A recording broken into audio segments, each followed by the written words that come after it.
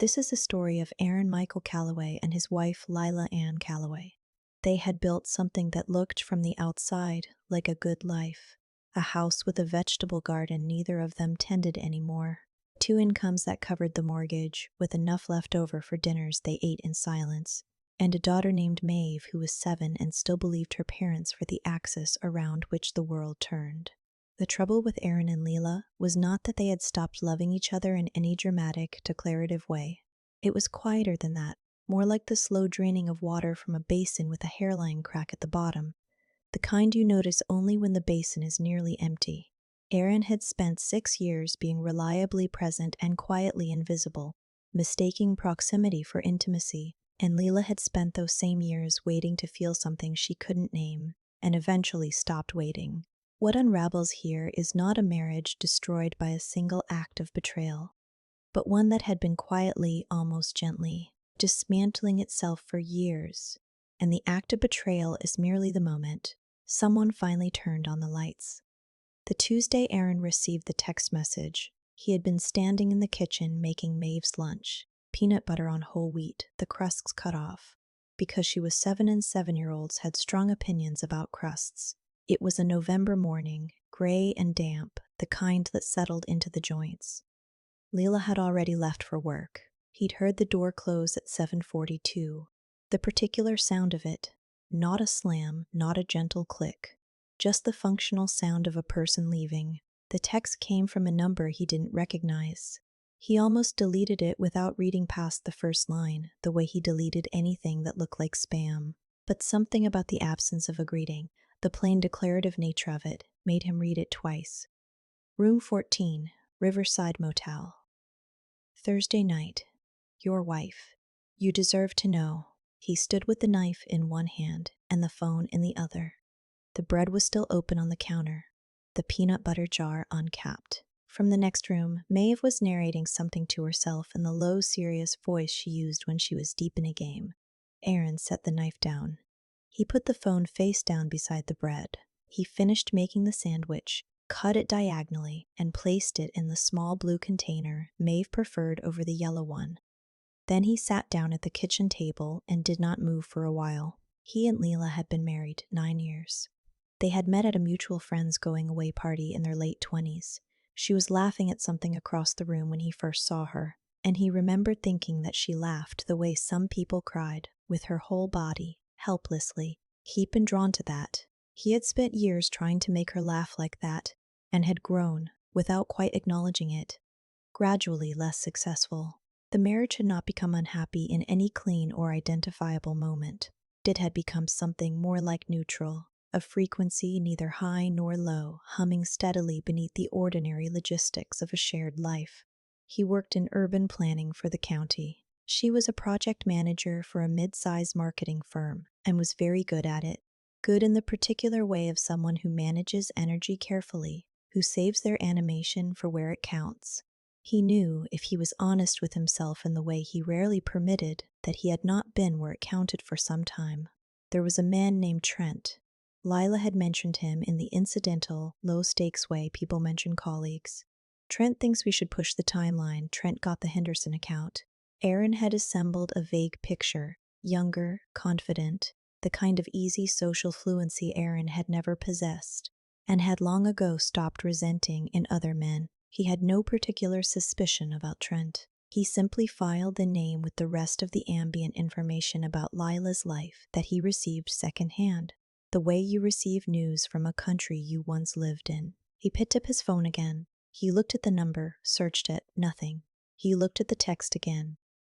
You deserve to know. It was an interesting choice of phrase. Not you should know, not I thought you should hear this. You deserve. As if knowledge were a matter of merit. He did not call Lila. He did not call anyone. He got Maeve ready for school, drove her, listened to her talk about a disagreement she'd had with a girl named Sophie over who got to be the queen in their game, offered the measured parental guidance he was capable of, and then drove to work and sat at his desk for 45 minutes before he opened his laptop. That evening, Leela came home at 6:15, made pasta, and asked him how his day had been. He said fine. She said hers had been long. Maeve wanted to tell them both about Sophie. They let her. After Maeve went to bed, Leela read on the couch and Aaron watched something on his laptop with headphones in. And at 10:30, they went to bed, and she was asleep within minutes. He lay beside her in the dark and listened to her breathe, that even, unconscious rhythm, and felt something he couldn't locate in any clean emotional vocabulary. Not rage, not grief, something that sat lower than both. He had spent a long time being a man who handled things by not handling them. He recognized, lying there, that this particular thing could not be handled that way. He booked the room next door, room 13, in the morning, from his work computer, during his lunch break, with a kind of methodical calm that surprised him. He did not think of himself as a person who planned things carefully.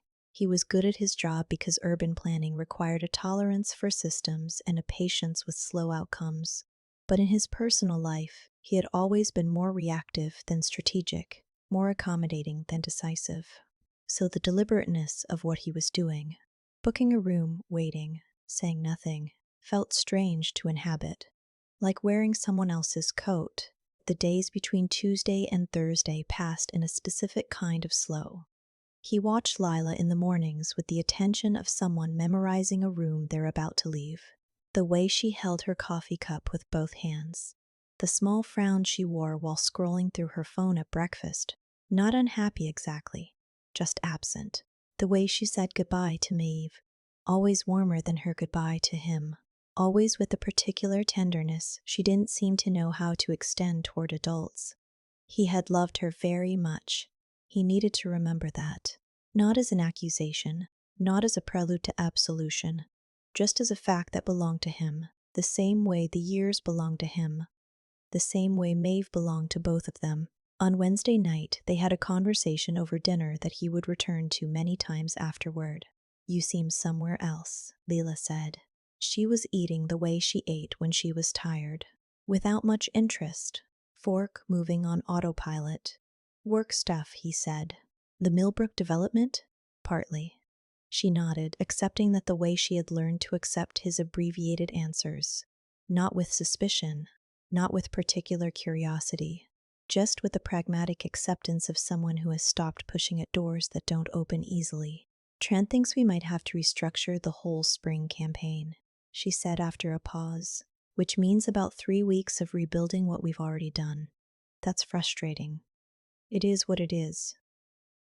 There was a silence. Maeve was at his mother's for the night, a standing Wednesday arrangement, and the house had that different quality it had when it was just the two of them, a slightly higher pressure quiet, as if the air had more room to carry things. "Do you ever feel like—" He stopped. She looked up. "What?" He looked at his plate. "Like we're just very efficient roommates sometimes."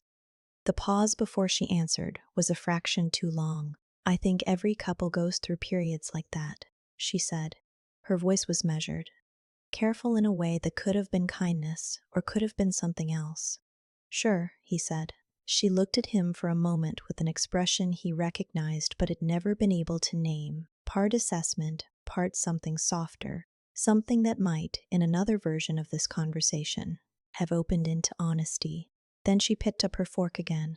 "We should probably do something," she said. "Together. Maybe a weekend somewhere, just us." "Yeah," he said. "Maybe."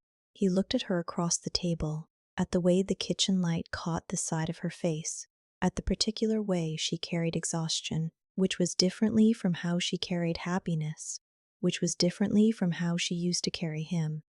And he thought about Thursday, and about room 13, and about the text message on his phone, and for a moment the whole architecture of the evening felt unreal. He had the vertiginous sense that they were both performing something for an audience neither of them could see.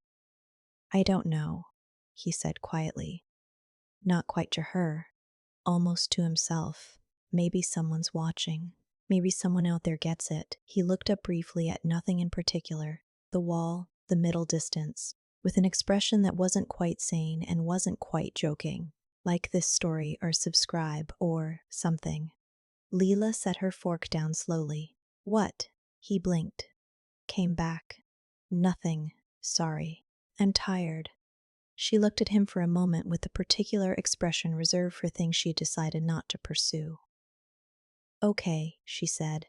They finished dinner in the kind of quiet that had a texture to it, dense and layered, full of words that had been decided against. That night, after she was asleep, he took out his phone and looked at the number again.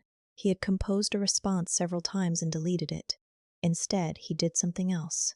He called his lawyer. Not immediately.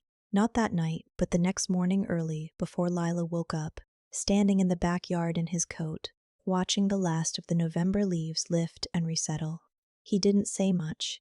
He asked a question about documentation and custody and what kinds of evidence carried weight. He was not doing this to hurt her. He needed to say that, even if only to himself. He was doing it for Maeve, who deserved a father who had not simply absorbed things until he was too empty to be useful. He was doing it because something was ending and he could either let it end cleanly or let it take him under with it. He put his phone in his pocket and went inside to make coffee and listened to the house wake up. Thursday came the way significant days often do, unremarkably, with gray skies and traffic on the bypass and a 10 a.m. meeting that ran long. Aaron had arranged things carefully. He had spoken to the motel manager, a tired-looking man named Gerald who had not asked questions in the way that suggested Gerald had stopped asking questions some years ago. He had arranged the dinner invitation, a text to Lila, casual and slightly mysterious. "I've booked the Riverside Motel lounge for a surprise thing tonight. 7 o'clock. Don't ask questions." "I want to do something different," she had responded. "What? Aaron, what is this?" Then after a pause, "Okay." He had texted Trent from Leela's phone the week before. He'd known the passcode for 3 years, her mother's birthday, inviting him to the same dinner, framed as a work team gathering that Lila was organizing.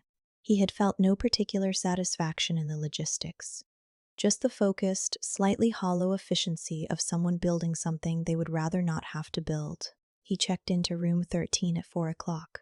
He set up his phone on a small portable stand he'd bought for Maeve's birthday videos. He sat on the edge of the bed and looked at the wall that connected room 13 to room 14 and listened to the sound of a television somewhere else in the motel playing a game show, the thin studio laughter filtering through walls like something from another world. At 5:40, he heard the door to room 14 open and close. He did not press his ear to the wall. He sat and read a book he didn't follow. At 6:50, he sent Lila a message. "Coming soon, right? Lounge is downstairs." Her response took 4 minutes. "Be right down. Coming from the room I'm in. Actually, this is so confusing, Aaron. What are you planning?" He went downstairs. The lounge was dim and largely empty. A couple of traveling salespeople at the bar. A table of older women having a quiet celebration of something.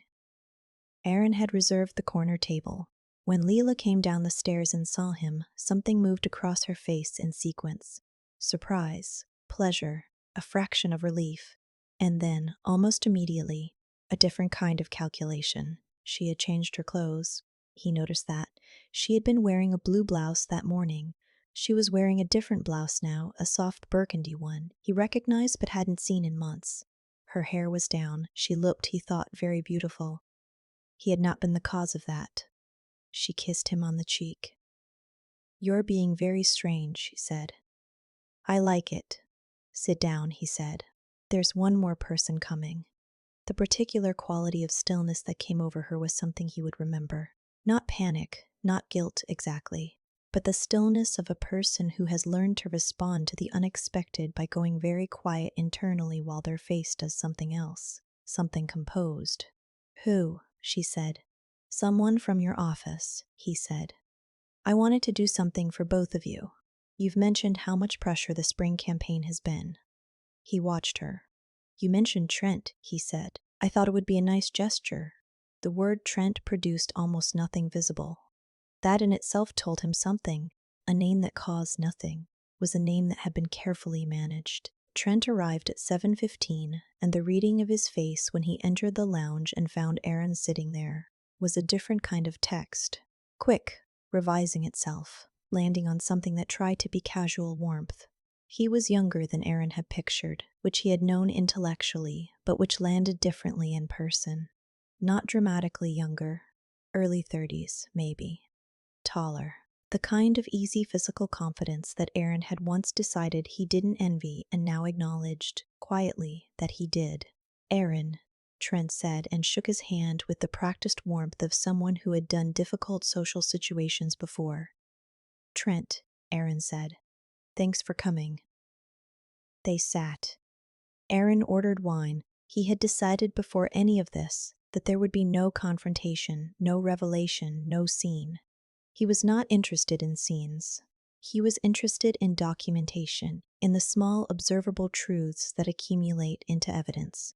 The way Trent did not look at Lila when he first sat down, which was the overcompensation of someone controlling their eye contact. The way Lila held her wine glass with both hands, a gesture he recognized from the kitchen mornings, but which had a different valence here in this light.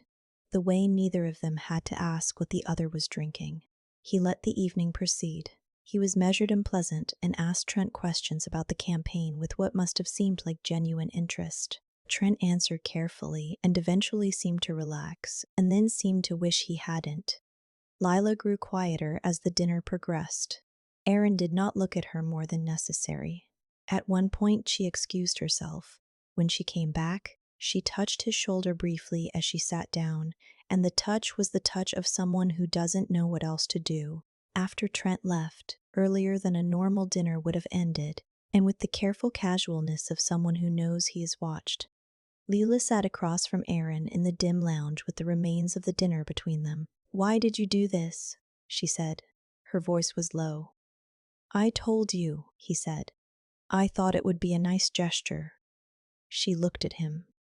She knew. He knew. He knew she knew. That was enough. "Aaron, I'm going to stay in the room tonight," he said. "Room 13. She looked at the table. "We should talk." "We will," he said. "Just not tonight." He left her the check. By February, Lila had moved the narrative of that Thursday into a shape she could carry. This is not a particular failure of her character. It is what people do with shame when they cannot afford to set it down. She had told herself, and then told her closest friend, a woman named Dana who asked the right questions and waited the right length of time before forming opinions, that she and Aaron had been over as an emotional fact for years before anything happened, that what she and Trent had was a response to something that had already ended, that Aaron's quiet was a kind of abandonment, that loneliness inside a marriage was its own betrayal. There was truth in it. That was the difficult part. The parts that were true made it possible to live in the parts that weren't. She and Trent did not continue. This was not a moral decision exactly. It was more that the exposure had changed something in the atmosphere between them. The way a room feels different after a window is broken, even after it's repaired. She had also, around the same time, received a strange phone call from a woman named Cass.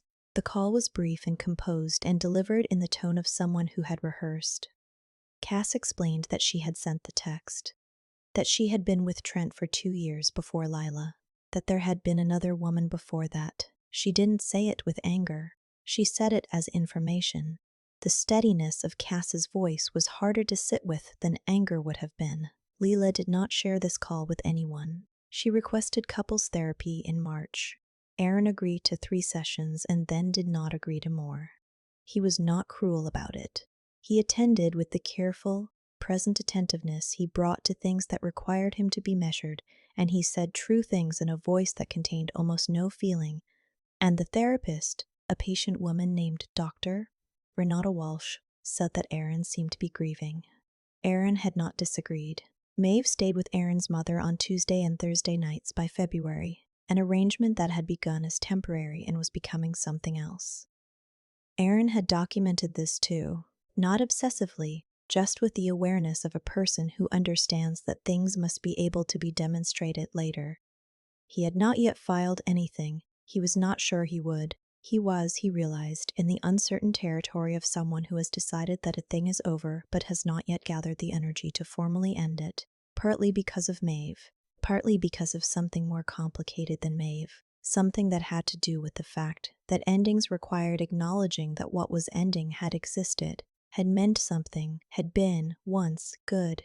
He took Maeve to a science museum in April. She was delighted by everything with the complete, renewable delight of children, which he had always found both wonderful and, on certain days, a particular kind of sadness. She held his hand going up the escalator without thinking about it. "Daddy," she said, looking at a display about weather systems, "why does a storm happen?"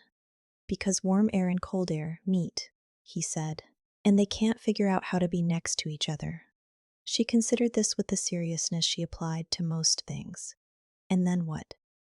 "And then eventually it passes," he said, "and the air settles." She seemed satisfied with this.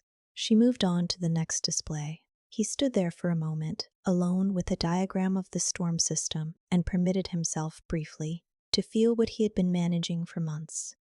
The particular grief of a man who had not been dramatic enough in his love, who had expressed devotion through reliability instead of presence, who had, without meaning to, slowly made himself peripheral to his own marriage. He was not innocent in this. That was the thing he had had to sit with, in the months since Thursday, in the evenings after Maeve slept, and the house was quiet. His own contribution to the erosion, his own silences that were not peace, just avoidance. His own hunger for ease over depth. He was not able to fully forgive Lila. He was also not able, in honesty, to fully blame her. Both of these things were true, and they did not cancel each other out.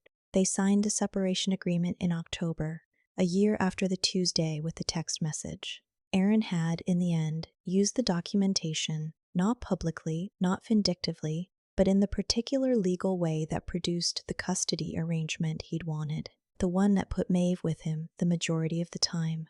His lawyer said he'd been patient. He didn't think of it as patience exactly. It was more like knowing when to speak. Leela had a new apartment on the east side of the city, near her office. He had seen it once, when he dropped Maeve off. It was neat and spare in the way of someone who has recently edited their life down to essentials. There were plants on the windowsill, which surprised him. She had never kept plants at the house.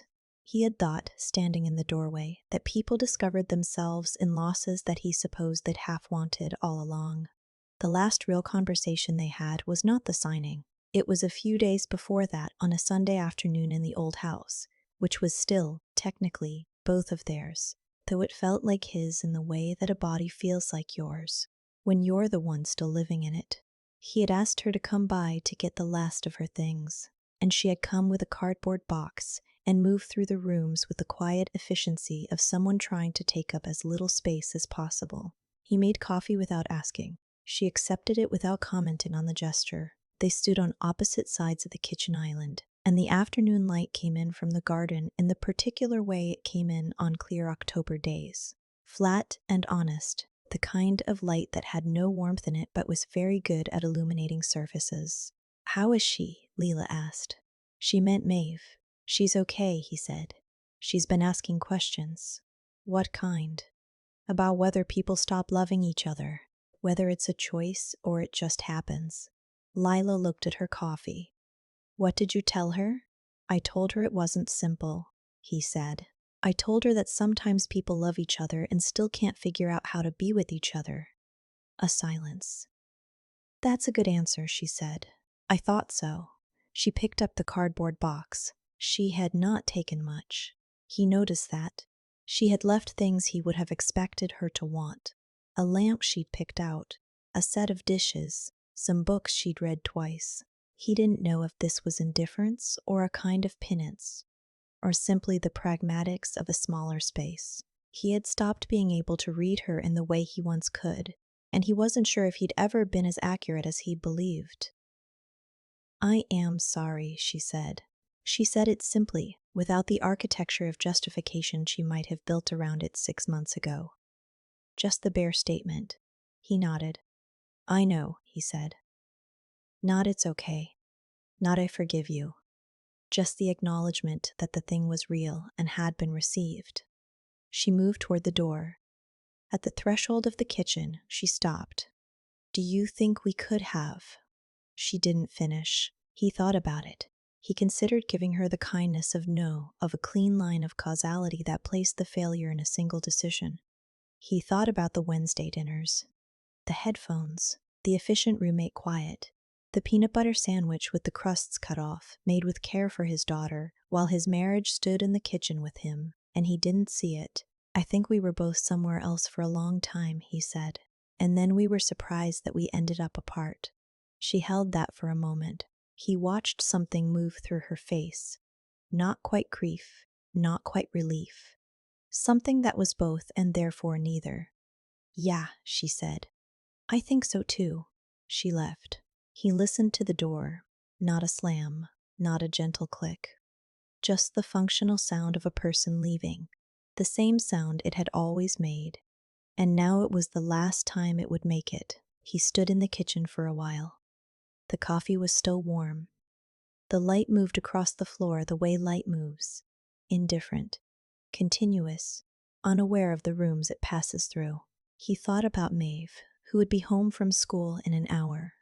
He thought about what to make for dinner. He thought, briefly and without resolution, about what it meant to have loved someone truly and still not known how to make them feel it, and about whether that was a failure of love or of language or simply of attention, which was maybe the same as love in the end. He rinsed the cups. He stood at the kitchen window and looked at the vegetable garden he had not tended all year, at the beds that had gone to dry stalks and seed, and thought that in the spring he might plant something, not to restore anything, just because things could grow in ground that had been left alone long enough. He didn't know if that was hope or just something to do, but he left the window. He started dinner. He waited for his daughter to come home. The story does not end here in any cosmic sense. There is no last word.